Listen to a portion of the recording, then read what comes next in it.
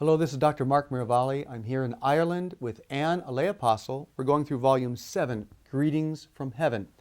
I would like to read this July 8th, 2004 message from St. Philomena, and it will be followed by Anne's commentary. Here are her words, and I quote, "Dear brothers and sisters, you must be joyful during this time. Whenever you are tempted towards despair, you must think of heaven and how Jesus is making the earth like heaven by allowing this cleansing. Jesus is reclaiming the earth. That is a wonderful thing and will ensure that your children's children will not have to contend with the darkness of sin that surrounds your children. It would please Jesus if you would be thankful to him despite any circumstances. A saint conducts herself this way and finds that she is joyful, regardless of any and all hardships. Dear friends of heaven, the enemy will not prevail. You know this because you have been told this. At the end of this time, Jesus will return and the earth will be beautiful again. Before that, there will be a time when it will appear that the enemy has taken control of the world. The darkness of sin will reign, and our beloved church will suffer even more. Followers will face grave and constant attacks for their faith in many areas of the world. They will persevere and set the most beautiful example for others. This will draw others back to the faith in great numbers. So you see, the enemy's strategy will backfire. The more God's enemies persecute his children, the more children will choose God and remain true. It has always been this way, sadly. God's children should serve him faithfully in good times also, but many do not. Many become worldly when the times are easy. Be brave. Your courage will come from heaven and inspire many. We teach you how to prepare, and those who take our advice will find that they are calm and able to lead. Heaven will call upon many to lead, because during the worst of the troubles, holy souls will be cut off from each other. Leaders will spring up in every area to help holy souls to remain steadfast. How beautiful are these times when viewed from our perspective. My dear friends, read about our lives. Many saints in heaven faced the greatest of persecutions on earth. We never relied upon ourselves, and in that way we became invincible. You will too. The earth will quake during this time, and heaven's response will be apparent to all, giving the faithful great hope. The enemy's actions will be met with heavenly retribution.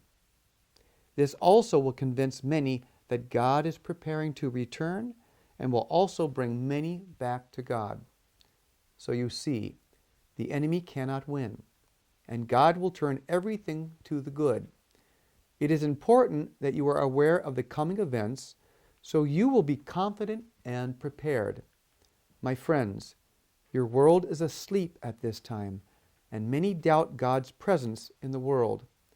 I would advise you all to remain alert. You will be glad that you did. And your thoughts? Well, she calls us to joy, and joy is available to us. She says, be thankful to Jesus and be joyful. And she says, makes a compelling statement, that is, the enemy will not prevail. And I lead with this all the time because it can be difficult to remain buoyant for many apostles serving in isolation. They don't have a lot of fellowship. Maybe they're working in the world, and I work with such holy people. I think, well, this is going great, but other people are not that not working in the same, called to the same work, and they are serving in isolation from other lay apostles, and they can be tempted to believe that, it all is lost, but it's never lost. The good guys always win. That's right. And that is a given. Someone said the game is won. We're just running out the clock. Right. In a basketball term. They say it appears that, that the enemy is taking control. Now, there's a beautiful reference here to Christians experiencing constant attacks. I'm very cognizant of those in China, and the priests in China, and the sisters in China, and the lay people in China, people are dying for their faith every day. And we in the West must discipline ourselves to adapt a global view. The church is a family. It's everywhere. It's not limited to this country and to that country.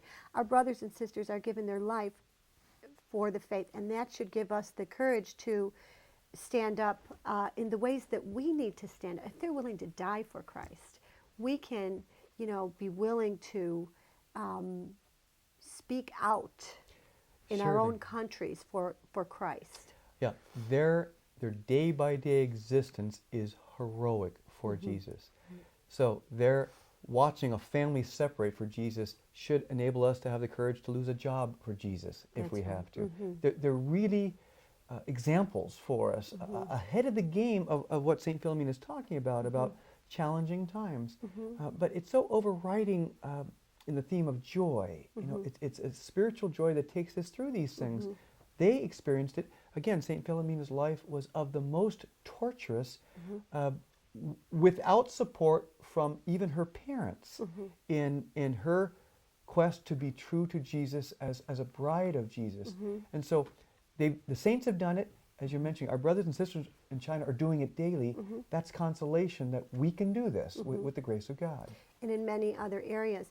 And when we hear, I think what needs to happen is that Catholics need to work hard to deliver the global view to Catholics.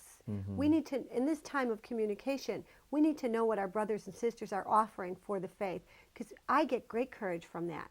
I say, well, if they can put up with this, I can certainly put up with them. My children are cared for and fed. Right.